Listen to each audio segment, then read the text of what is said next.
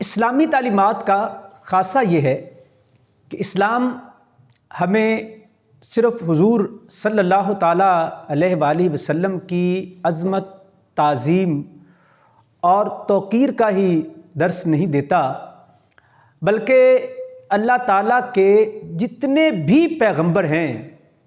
حضرت سیدنا آدم علیہ نبینا وعلیہ السلام سے لے کر حضور صلی اللہ تعالیٰ علیہ وآلہ وسلم تک تمام انبیاء کرام علیہ السلام کی عظمت، توقیر اور تعظیم کا درس دیتا ہے، اور ان تمام پر ایمان لانے کی تلقین کرتا ہے۔ ان میں سے کسی ایک نبی کی تکذیب اور ان کی شان میں کمی کرنا، گستاخی کرنا معاذ اللہ، یہ صاحب ایمان کا شیوا نہیں ہو سکتا اور وہ ایمان سے نکل جاتا ہے۔ ان برگزیدہ ہستیوں میں سے ایک برگزیدہ ہستی حضرت سیدنا عیسیٰ علیہ نبینا و علیہ السلام کی ذات گرامی بھی ہے۔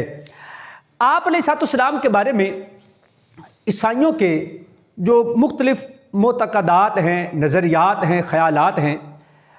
ہمیں اس سے کوئی غرض نہیں ہے۔ ہم نے ان کی شخصیت کو، ان کی ذات کو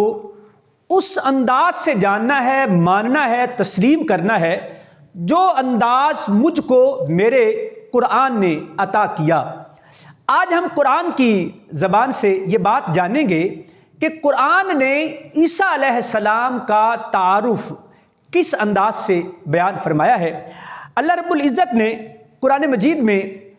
عیسیٰ علیہ السلام کا وہ قول جو آپ نے اپنی والدہ کی پاک دامنی کو ظاہر کرتے ہوئے بیان فرمایا تھا، اسے ہمارے قرآن کا، اپنے کلام کا اور ہمارے قرآن کا حصہ بنایا ہے۔ اللہ رب العزت ارشاد فرماتا ہے کہ عیسیٰ علیہ السلام نے کیا فرمایا بچپن میں، وقال انی عبد اللہ، انہوں نے فرمایا کہ میں اللہ کا بندہ ہوں، عبد ہوں۔ یہ وہ بنیادی عقیدہ ہے اسلام کا جو عیسیٰ علیہ السلام کی معاذ اللہ خدائی کے دعوے دار ہیں، اللہ تبارک و تعالیٰ کے ساتھ اولاد کو منسوب کرتے ہوئے خدا کے بیٹا ہونے کے قائل ہیں، وہ سن لیں کہ عیسیٰ علیہ السلام فرما رہے ہیں انی عبد اللہ، کہ میں اللہ کا بندہ ہوں۔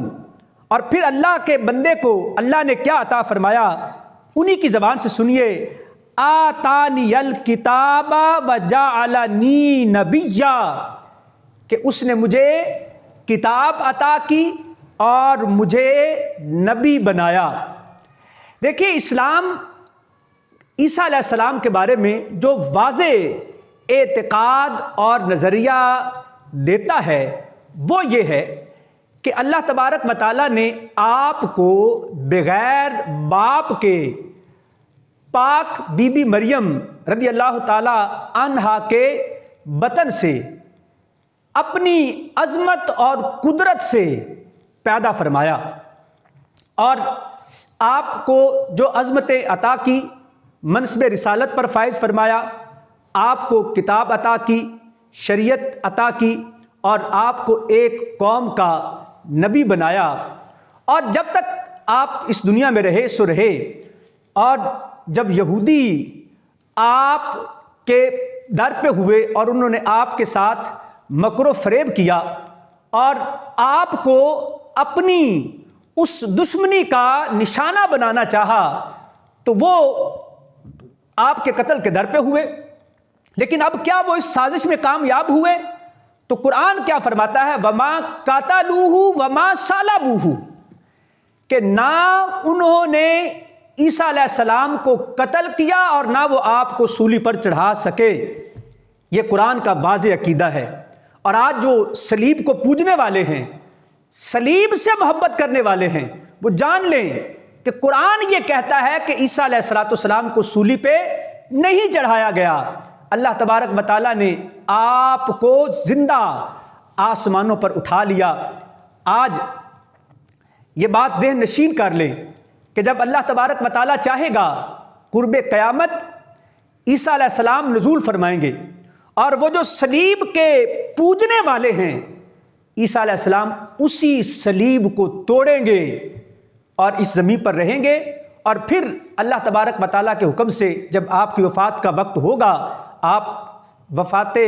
وصال ظاہری سے ہمکنار ہوں گے اور حضور اقدس صلی اللہ تعالیٰ علیہ وسلم کے مزار اقدس میں آپ کا بھی مزار بنے گا۔ یہ وہ بنیادی اسلامی عقائد و نظریات ہیں عیسیٰ علیہ السلام کے حوالے سے، جن کو ہمارے لیے جاننا انتہائی ضروری ہے، تاکہ ہم اس بات کو جان سکیں کہ اللہ تبارک و تعالیٰ نے آپ کو کیا عظمت، مقام اور شان عطا فرمایا ہے۔